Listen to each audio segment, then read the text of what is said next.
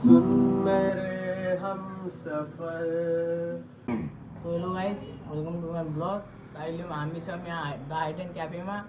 यस्तो मतलब चिसो चिसो मौसम छ, त्यही यस्तो चिसो चिसो मौसममा चिया खाइदिउँ र ल चेस गाइज धेरै चिसोले गर्दा तातो चिया खानु पर्यो। लिँदै हामीहरू साथीभाइ सबैले बसिरहेछौँ।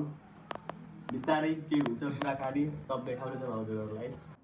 कम्पनी दिने यो मेरो राहुल दोस्त यहाँ बसेछ अनि म यहाँ छु। गाइज धेरै त आउँदैन, बिगिनर हो, बल्ल बल्ल सिक्दैछु। अब हल्का मिस्टेक हुनसक्छ, भइहाल्छ त्यो त। ल गाइज, अब मेरो दाइले गीत गाउन गइरहेछ, सुनिदिनु पऱ्यो राम्रोसँग अनि पुरा भिडियो हेरिदिनु।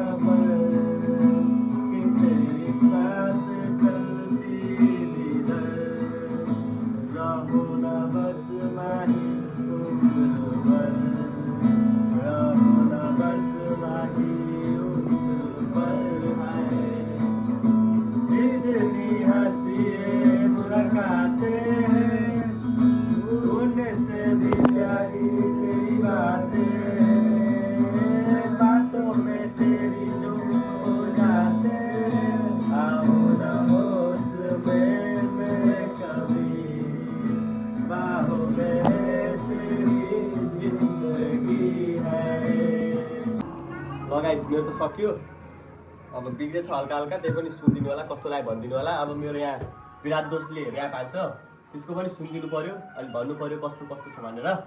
ल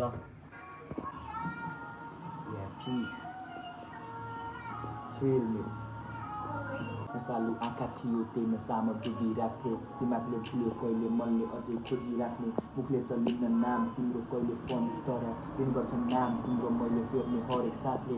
अरूले होइन मान्छेलाई मार्दो रहेछ आशले, र त्यो झुटो आश जुन मैले तिमी माथि राखेँ। आधा खायो तिमीले अरू खाइरहेको छ एक्लो पनले, देखाउँथ्यो झुटो आशले आशमा मनी रमाइरहन्थे।